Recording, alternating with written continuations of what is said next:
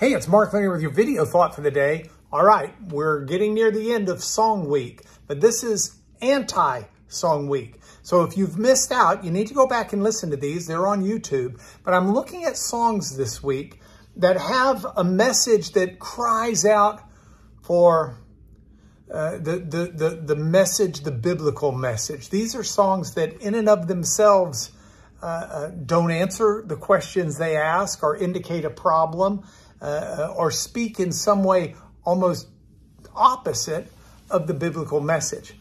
And I thought today I'd reach back into my reservoir of songs and pick a song that, frankly, I don't think a lot of people will have heard of. But I was talking to my buddy Zeke about this yesterday afternoon as we were walking back from court. And he asked me about tomorrow, and I said, well, I think I'm going to do this song. But I said, but nobody's ever heard of it. He says, oh, I've heard of that. That's a great soul song. Da, da, da, da. So, hey, Zeke's heard of it. Maybe you have too. The song that I want to talk about today is Me and Mrs. Jones. Now, Me and Mrs. Jones is a marvelous soul song that came out in the early 70s. And it's a song about a fella who's going to be meeting Mrs. Jones. And it's not the first time they've met. It's something they do routinely. It's in essence, you know, they meet at the same place, they listen to the same song. They've got a thing going on, him and Mrs. Jones. And of course, Mrs. Jones is married. And it's in a song about adultery. And he says, you know, we got to be extra careful. We can't afford to build our hopes up too high. You know, and it's all this me and Mrs. Jones. And of course, adultery, it's a gimme that the Bible speaks out against adultery. But I want to take it a step further and look at some of the biblical teaching on this in maybe a little more sensitive light.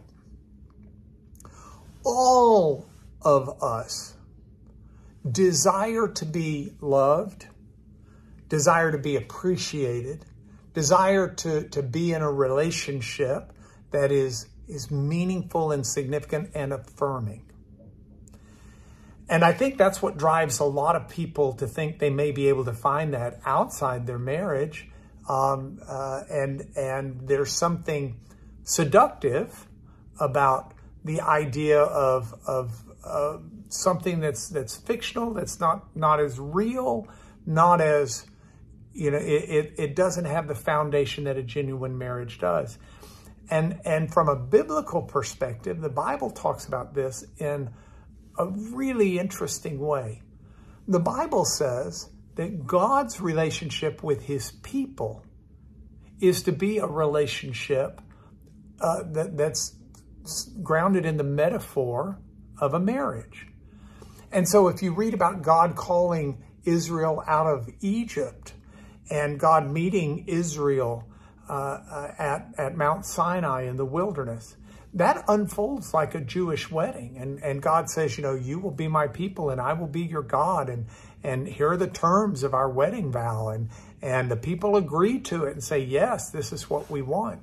It's what enables the prophet Hosea to write about Israel and Judah's life as one where they are an adulterer in the relationship with God. They have sold their marital fidelity, if you will, and it's not something that they've kept, and they found other lovers, and this whole concept is one that God gives as a taboo in the Ten Commandments.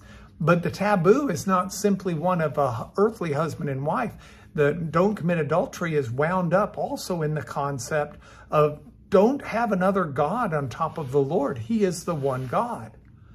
And so the New Testament writers take this and put it into New Testament phraseology, where Paul talks about the fact that the two becoming one flesh is actually a statement about Christ and his church. And John in Revelation talks about how Christ will return as a bride for his people, the bridegroom.